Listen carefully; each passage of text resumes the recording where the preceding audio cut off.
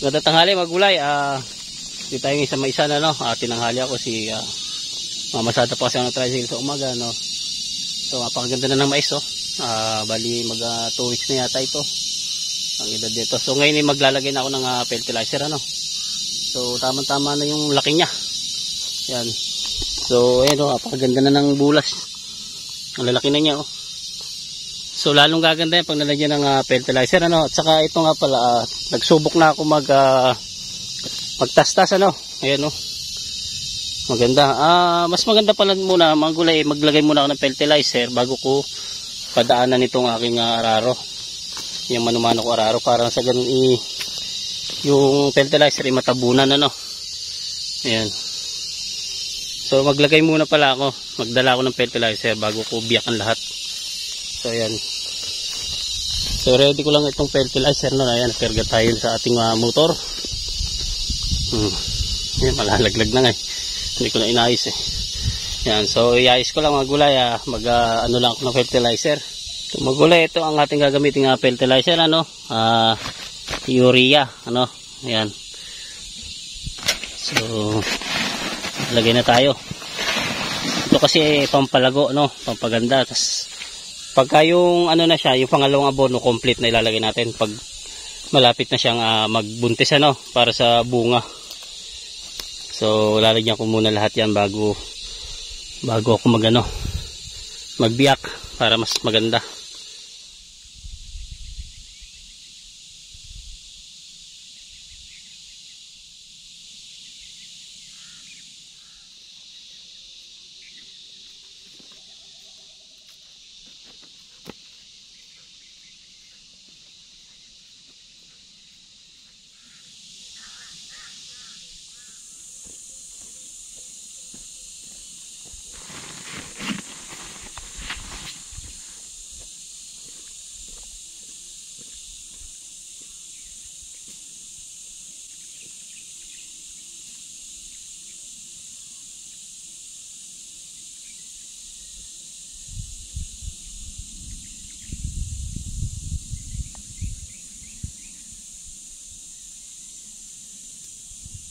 So ayan magulay, bali tapos na tayo maglagay ng fertilizer ano.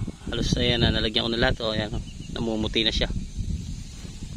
So bali ang sunod ay magbiyak na tayo ano, itong aking araro na mano-mano ito. Ayan.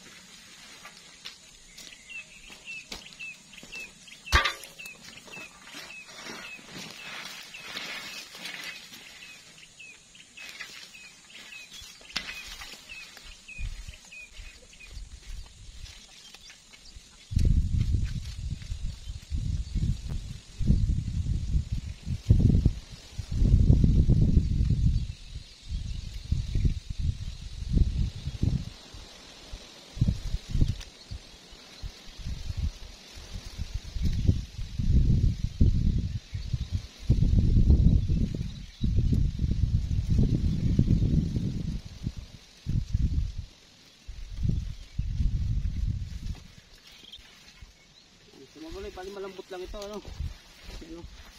Hindi mahirap hilahin. Malambot lang siya.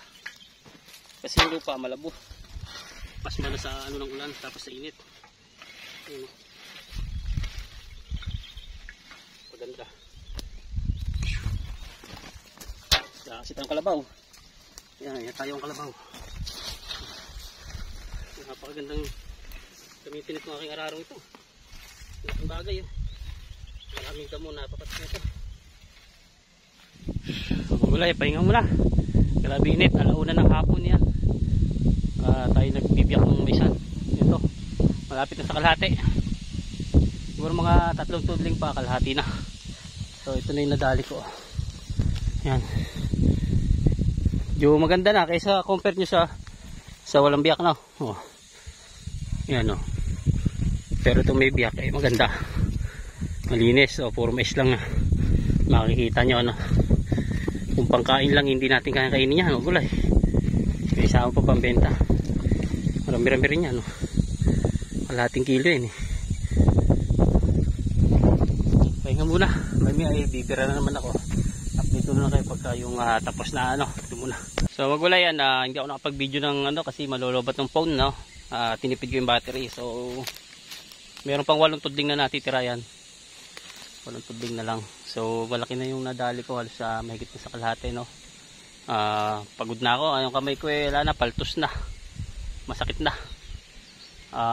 Kinabukasan ko na siguro itutuloy itong natirang 8 to, saglitan lang to.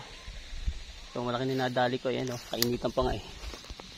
Yan ang aking araro, stateless. Ang ganda ng ano yan, lipya yan, no? So malinis, iba-iba pagka na biyak-biyakan, no? Sabay fertilizer, no? Ganda, oh. Kahit mano-mano lang yan, maganda ang pagkakadali. Ano ito? Yan. Lasing na. Medyo lambot na rin ako magulay.